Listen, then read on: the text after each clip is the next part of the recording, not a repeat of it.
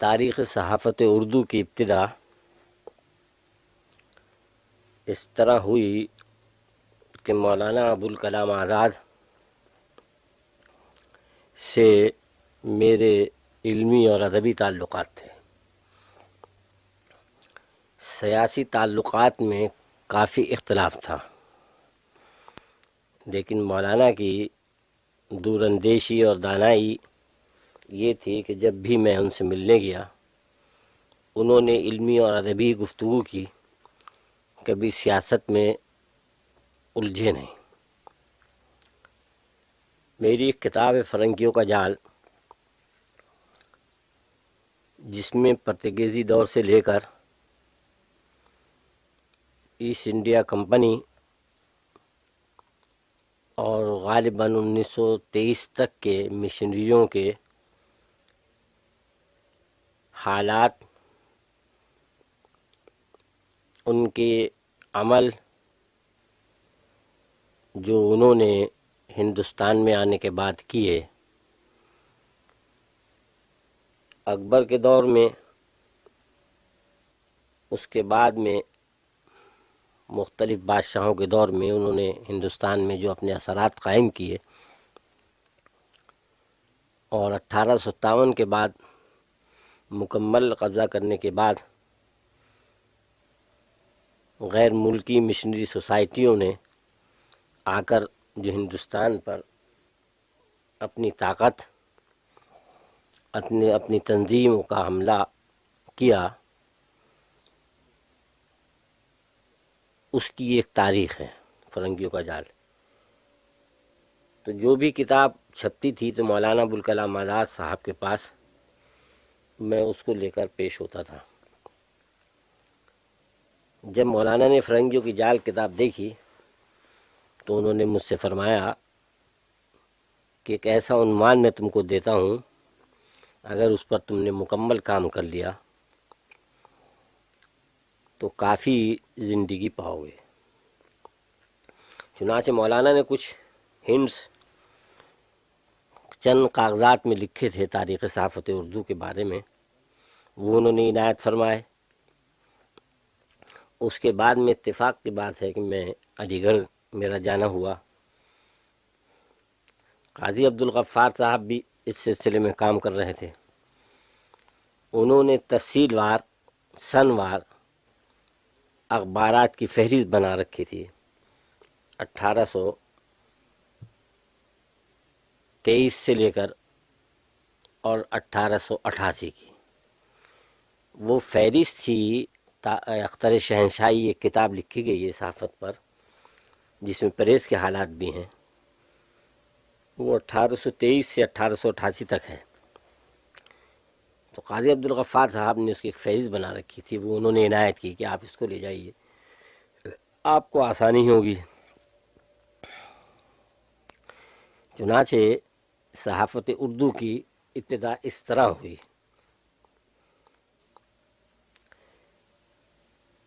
اب صحافت اردو کا لکھنا آسان کام نہیں، اس لیے کہ اخبارات کسی بھی لائبریری میں یا کسی ذاتی کتب خانے میں ایک جگہ مکمل نہیں ہیں، مختلف ذاتی لائبریریوں میں، مختلف مقامات کی لائبریریوں میں ہیں۔ چنانچہ میں نے یہ کام شروع کیا۔ میرے والد ماجد علامہ مولانا شرف الحق صاحب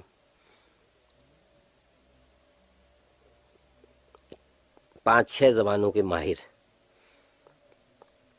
اور ان کو عیسائی مشنریوں سے مقابلہ کرنے میں ید طولہ حاصل تھا۔ چنانچہ ان 6-7-8 زبانوں میں والد صاحب کے پاس کتابیں ہیں، اور مجھ کو دیکھ کر تعجب ہوا کہ وہ ایک عالم تھے، لیکن ان کے پاس شعراء کے تذکرے، ادیبوں کے تذکرے، علماء کے تذکرے اور اخبارات، پرانے اخبارات کے فائل کافی ان کی لائبریری میں مجھ کو ملے۔ جس سے مجھ کو ہمت بنی میں نے یہ کام شروع کیا. اس سلسلے میں نے اردو ادب کی تاریخ کی کتابوں کا بھی مطالعہ کیا، لیکن تعجب ہوا کہ صحافیوں کو اردو ادب کی تاریخ میں بہت زیادہ طور پر نظر انداز کر رکھا ہے. اول تو تذکرہ ہے ہی نہیں، اگر تذکرہ بھی ہے تو انتہائی غیر ذمہ دارانہ. میں تو یہ سمجھتا ہوں کہ جب تک تاریخ ادب اردو میں صحافیوں اور صحافت کا ذکر نہ ہو، وہ مکمل تاریخ اردو ادب کی کہلائی نہیں جا سکتی.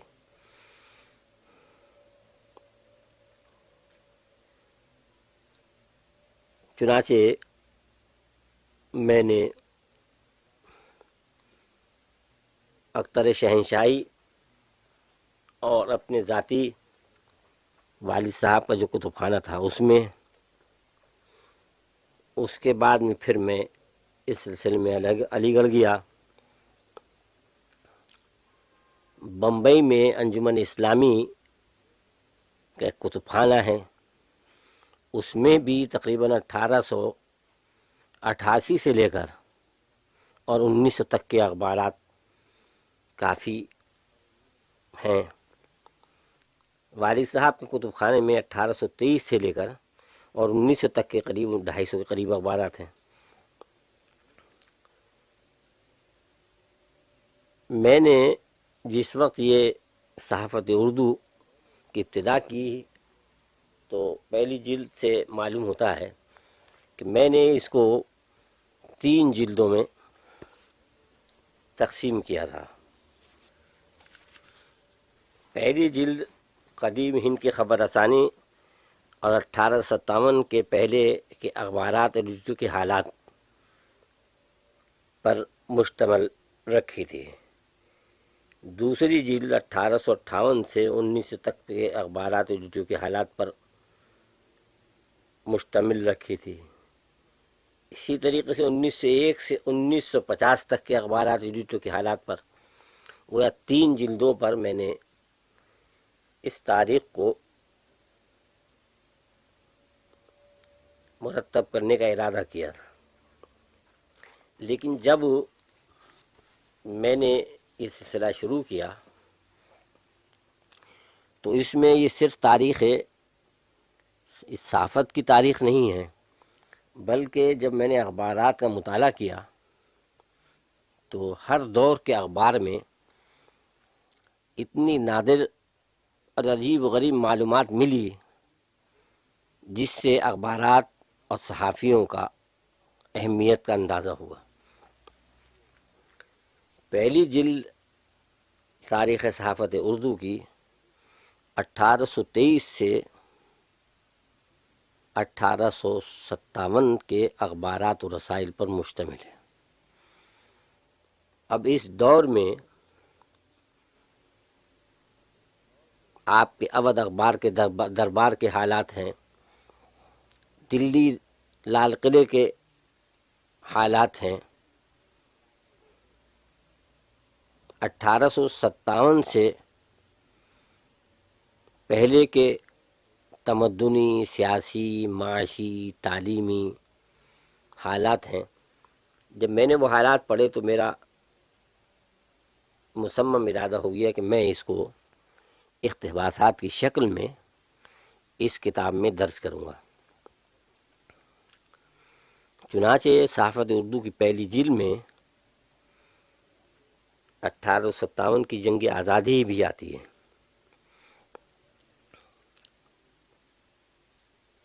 دلی اردو اخبار، صادق الاخبار اور لکھنؤ کے 2 اخبار جو اس دور میں نکلے تھے ان میں 1857 کے حالات کافی درج ہیں. بلکہ دلی اردو اخبار نے اور صادق الاخبار نے تو شروع جنگ کی ابتدا ہی سے مجاہدین کے لڑائیوں کے حالات، مجاہدین کے ہمت اور بہادری کی حالات، ایک جگہ کے نہیں بلکہ جہاں جہاں 1857 کی جنگ آزادی لڑی گئی اس کے حالات دیے ہیں۔ خان بہادر خان روہیل کھنڈ کے مجاہدین میں سے تھے۔ بہادر شاہ ظفر نے ان کو اس علاقے کا انچارج بنایا تھا، چنانچہ ان کے مقدموں کے حالات کہیں نہیں ملتے، لیکن اس زمانے کے اخبارات سے میں نے اس میں نقل کی ہے۔ چنانچہ پہلی جلد جب میں نے بابا اردو مولانا عبدالحق کو بھیجی مطالعے کے لیے، تو اس پر انہوں نے تبصرہ کرتے ہوئے لکھا تھا کہ یہ صرف تاریخ صحافت اردو کی تاریخ نہیں ہے، بلکہ ہمیں اس دور کے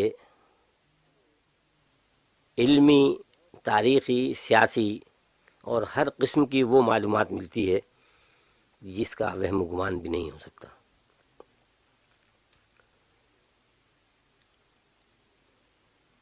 میں نے اپنا لکھنے پڑھنے کا ایک طریقہ بنا رکھا ہے۔ کوئی کتاب لکھتا ہوں تو علمی ادبی شخصیت سے معنون کرتا ہوں۔ عام طور پر دستور یہ ہے کہ کسی وزیر سے معنون کرو، لیکن میرا یہ طریقہ نہیں ہے۔ میں نے پہلی جلد اپنے خسر حاجی عبدالحکیم صاحب کے نام سے معنون کی۔ کیوں معنون کی؟ اس لیے کہ اس دور کا کریکٹر، اخلاق، حالات، اطوار اور پرانے زمانے کے لوگوں کے کریکٹر اور اخلاق، عادات، اطوار میں زمین آسمان کا فرق ہے۔ حاجی عبدالحکیم صاحب ایک تاجر ہی نہیں تھے، بلکہ ان کے دل میں ملک کی بھلائی کا درد تھا۔ غلامی انگریز کی وہ برداشت نہیں کر سکتے تھے۔ تاجر ہونے کے ساتھ ساتھ وہ حضرت شاہ ابو الخیر رحمۃ اللہ علیہ، جو دلی میں ہمارے ہاں ایک روحانی بزرگ تھے، ان کے خاص معتمدین میں تھے۔ اور جس وقت ان کا انتقال ہوا ہے اور جس ہمت سے انہوں نے جان دی ہے، وہ آج کل کے لوگوں کو کام نہیں۔ اس لیے میں نے ان کے حالات پہلی جلد میں ان کے نام سے معنون کیے اور تفصیلی حالات دیے۔ اسی طریقے سے دوسری جلد میں نے اپنی والدہ ماجدہ، جو میری والدہ نہیں تھیں، والدہ ہی نہیں تھیں، بلکہ ایک قسم کی زاہدہ، پاک دامن، باہمت عورت تھی، جنہوں نے میری جوانی کا حصہ جیلوں میں گزرا، اور اس کو کہ جس پامردی سے اپنی زندگی گزاری، اس کی مثال ملنا مشکل ہے۔ تو دوسری جن میں نے اپنی والدہ اور اپنی ننیال کے خاندان، والدہ سے معنون کی، اس میں اپنے ننیال کے خاندان لکھے۔ اسی طریقے سے تیسری جلد رئیس الاحرار مولانا حسرت موہانی کے نام نامی، اور چوتھی جلد مولانا محمد علی مرحوم کے نام سے معنون کی۔ پانچویں جلد مرتب ہو چکی ہے، وہ میں نے مولانا ظفر علی خان صاحب کے نام سے معنون کی ہے، اور چھٹی جلد جس کی ابتدا کی ہے مولانا ابوالکلام آزاد سے۔ لوگ پوچھتے ہیں کہ مولانا ابوالکلام آزاد، مولانا محمد علی، مولانا ظفر علی خان، مولانا حسرت مہانی میں کیا فرق ہے؟ یہ بحث طلب چیز نہیں ہے، لیکن میں سمجھتا ہوں کہ مولانا حسرت مہانی، مولانا محمد علی مرحوم، مولانا ظفر علی خان کی خصوصیات اور مولانا ابوالکلام آزاد کی خصوصیات میں کچھ نہ کچھ فرق ہے۔ یہ بحث تکلیف دہ بھی ہے اور اچھی نہیں۔ ان پہلی جلد جب میں نے مرتب کی ہے تو لوگوں کو احساس ہوا کہ صحافت بھی اور اخبارات اور رسائل بھی تحقیق میں کام دے سکتے ہیں۔ میں نے اس سلسلے میں کوشش کی کہ اخبارات کی اہمیت کو جتانے کے لیے کچھ نشستیں رکھی جائیں، اور جو میرے پاس اخبارات ہیں پرانے، ان کی نمائش بھی کی جائے۔ چنانچہ 1953 میں جب پہلی صحافت اردو کی جلد نکلی تو اس کے کچھ عرصے کے بعد دلی میں دوستوں نے پرانے اخبارات کی نمائش کا اہتمام کیا، جس کا افتتاح پنڈت جواہر لال نہرو نے کیا۔ میں اس وقت کا منظر بھلا نہیں سکتا کہ جب اہل علم، محقق، ادیبوں نے اخبارات کے پرانے فائل دیکھے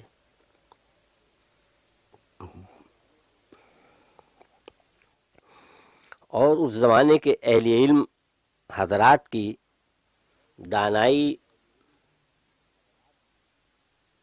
کو سامنے رکھا تو بہت تعجب کیا۔ اس زمانے کے اخبارات میں کوئی عنوان، رسائل میں کوئی عنوان ایسا نہیں چھوڑا جس میں کہ اخبارات نہ نکلے۔ مثال کے طور پر کوئی مذہب ایسا نہیں ہے جس کے اس زمانے میں آرگن نہ جاری ہو۔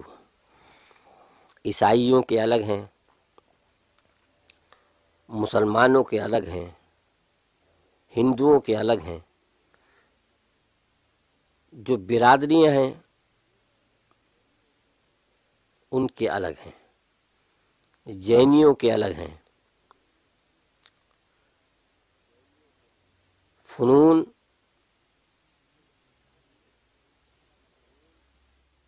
جتنے ہندوستان میں ہیں ان کے الگ الگ اخبارات ہیں۔ تو جس وقت دوسری نمائش لکھنؤ میں غالباً ہوئی تھی تو ایک قائس خاندان نے قائس سماچار کو دیکھ کر تعجب کیا، اور پھر میں نے اس کی تفصیل بتائی کہ اس زمانے میں برادریوں میں کس طرح اصلاحی کام ہوتے تھے، شادیوں کی تکلیف دہ رسوم کے خلاف کتنے جتن کیے جاتے تھے۔ بلکہ ہندوؤں میں تو ایک عام وبا یہ تھی کہ کوئی اگر اہل علم غیر ملک میں چلا جاتا تھا تو اس کو بڑا پاپ سمجھتے تھے اور اپنی برادری سے خارج کر دیتے تھے۔ 1857 سے پہلے کے اخبارات کی اہمیت اس لیے ہے کہ سائنس کی ابتدا ہوئی۔ جامع جہانما جو کلکتے سے نکلتا تھا 1823 کے شمارے میں خبر ہے پانی کے جہاز کے آنے کی۔ تو جب پانی کے جہاز لوگوں نے دیکھا تو معلوم دیا کہ یہ کوئی جادو ہے۔ اس خبر سے اندازہ ہوتا ہے کہ بڑا تعجب ہوا لوگوں نے اس کو پڑھا۔ اسی طریقے سے ہوائی جہاز اس زمانے میں ابتدا تھے، غبارے بنتے تھے اور معلوم کس کس چیزوں سے لوگ ہوائی جہاز کی ابتدا کرتے تھے۔ تو یہ دور جو ہے 1857 سے پہلے کا، یہ معلومات کے لیے عجیب و غریب دور ہے۔ اس صحافت اردو کے لکھنے کے بعد اہل علم، ادیبوں نے، محققین نے اس پر توجہ دینی شروع کی۔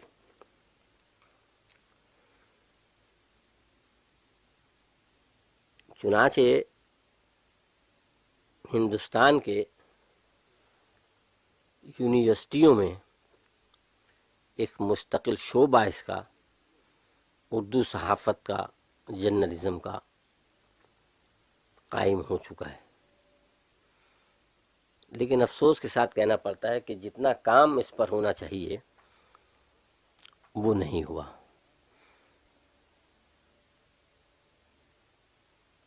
عبدالسلام صاحب نے بھی صحافت پر کتاب لکھی، عتیق صاحب نے کتاب لکھی، لیکن وہ ایک محدود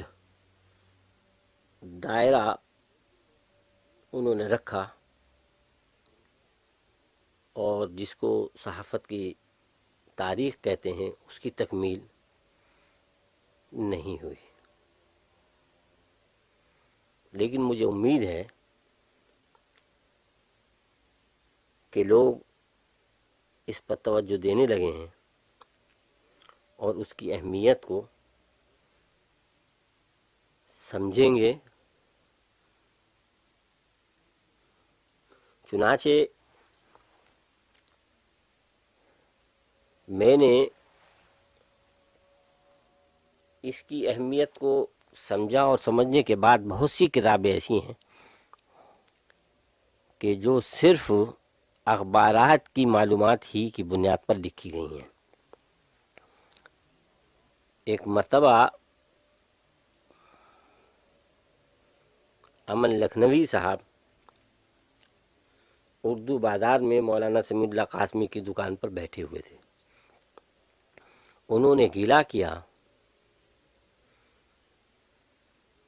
کہ تاریخ ادب میں، اردو میں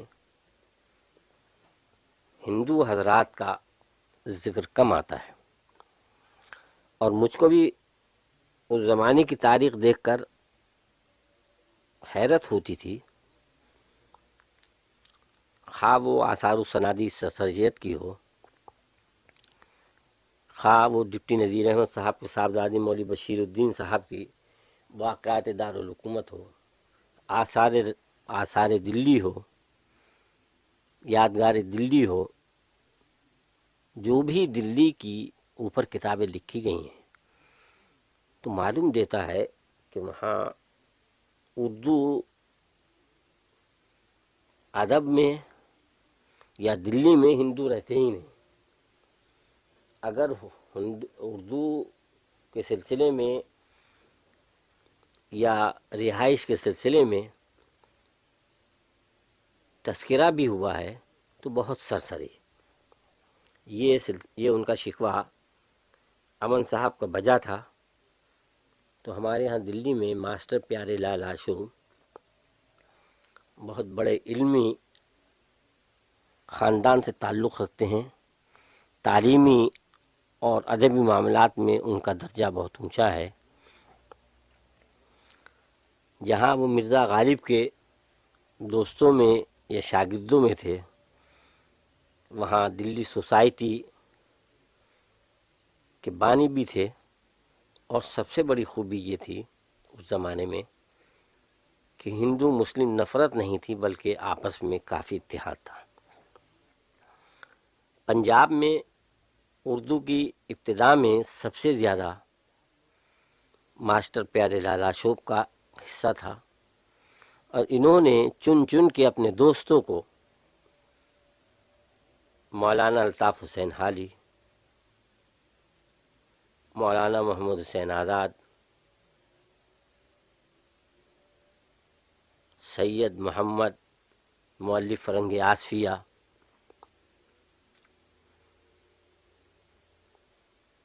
بہت سے لوگوں کو دلی سے بلا کر اور اپنے ساتھ تعلیمی اداروں میں تصنیف و تالیف کے کاموں میں انہوں نے لگایا۔ اس پر میری کتاب ہے تقریباً 300 صفحے کی، ماسٹر پیارے لال آشوب پر حیات آشوب۔ تو اس میں کوئی حصہ ایسا نہیں ہے کہ جو کتابوں سے میں نے لیا ہو، بلکہ تمام کتاب کا مواد اخبارات و رسائل سے میں نے مرتب کیا۔ اور اس کے بعد سے جب سے میں نے صحافت اردو کا کام شروع کیا ہے تو کوئی مضمون میرا ایسا نہیں ہوتا جس پہ میں نے کتابوں سے زیادہ اخذ کیا ہو، بلکہ اخبارات ہی سے زیادہ معلومات دیتا ہوں، اور اسی کے بلبوتے پر مضمون مکمل ہوتا ہے۔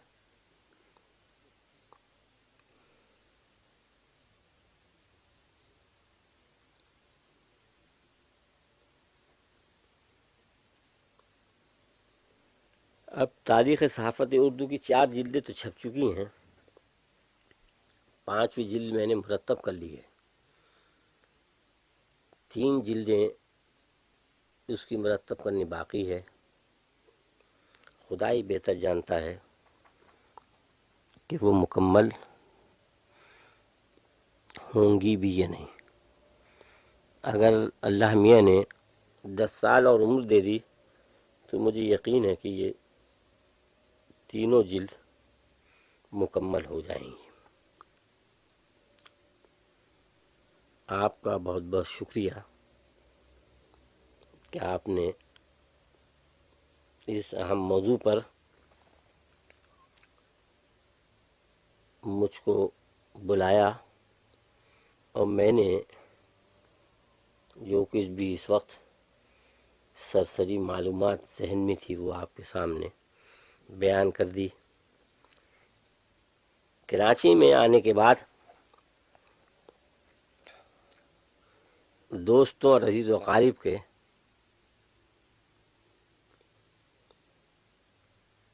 کا اصرار بہت زیادہ بڑھ گیا، اس میں زیادہ وقت صرف ہوا۔